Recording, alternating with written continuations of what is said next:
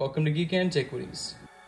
The box is damaged. My significant other did that. So now I have no choice but to open them. So it's Transformers War for Cybertron. This is Cliffjumper, exact same mold. Pretty much everything as Bumblebee in that game, only he's red, and he's just awesome. I think they edited the head in a slight way that makes it resemble Cliffjumper from Transformers Prime.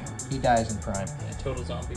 Anyway, so on the back of the box, his vehicle mode, robot mode, and there's a small message right here. Cliffjumper spots a horde of Decepticons preparing to attack Omega Supreme and unleashes defensive blaster fire. I did not come prepared with a knife. Well, the box is already damaged anyway, so whatever. I was gonna say, you might as well just tear it up.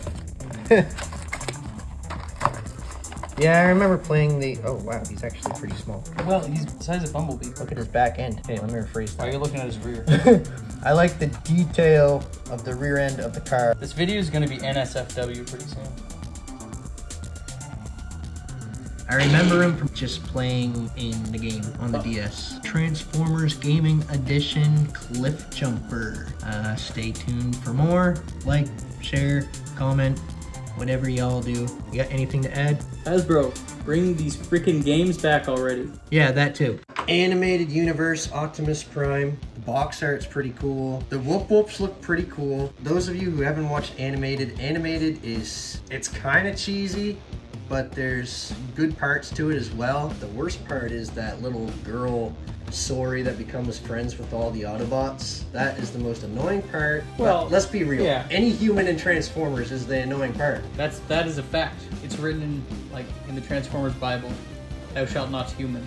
Anyway, 40 years of Transformers, 1984 to 2024. And this is the Animated Universe Optimus Prime. Got the cool battle axe, got the whoop whoops up top. $50, by the way. $50. So, while I crack open this, open a few other little goodies there. Yes, I've got a Beast Wars 2 figure, Tasmanian kid. It's kind of cool. He's a little Tasmanian devil. So I got him, and I got one of these little guys in shell, Transformers Dome's Megatron, and Transformers Dome Optimus. I think he'll go to scale really nice with my Ratchet. I'm sort of back into the Transformers now. I did something very stupid about like 4, 5, 6 years ago. And I sold all my existing bots that I had. I'm mad at myself.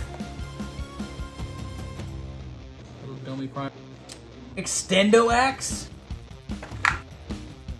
And when the show did come out, probably when Clone Wars started. That's probably why I got attached to Animated so well, because I could watch the Clone Wars and Animated. Saturday morning cartoons. There's his whoop whoops, as I call him. His articulation's really good. His head swivels all the way around.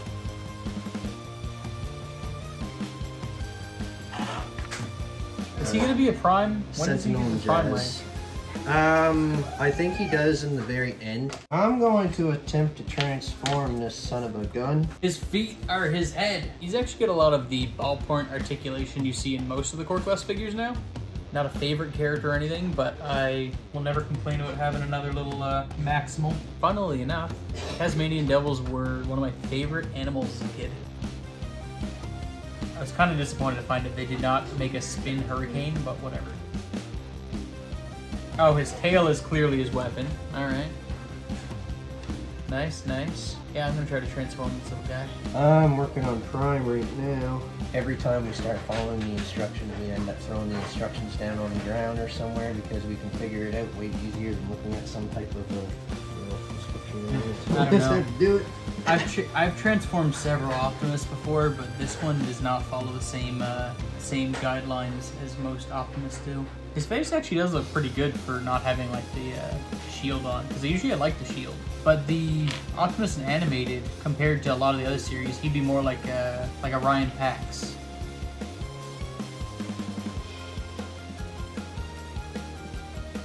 I think I'm figuring out his back part pretty well.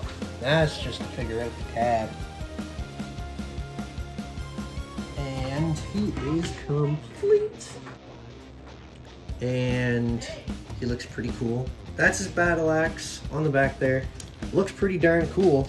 And size comparison to Ratchet, yeah, that works. Prowl up here, you'll notice.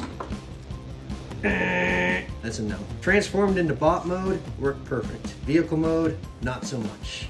But it's kind of hard to size the motorcycle dudes to the other ones. Yeah. So basically, if they had Prowl in a core class, it would work perfect in vehicle mode, but then he'd be too small in bot mode. So it's not a win-win either way. Now, is he a Maximal or is he a Predacon? Maximal. Okay, so he's one of the good guys. Got more stuff coming, got lots of Star Wars, the Black Series figures to open.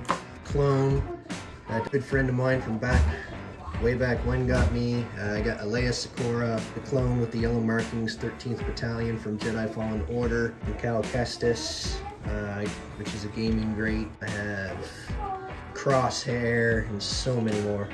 Anything else to add? You kind of fit in with the modern Transformers they're making. You can still tell it's like, yeah, that's the character from the show I grew up with. I think that's awesome. I'm loving how they're doing that now. This guy, any of them, when they were first making their figures, you were not getting much articulation or anything. No. And there's a fire call. Geek out. See you later.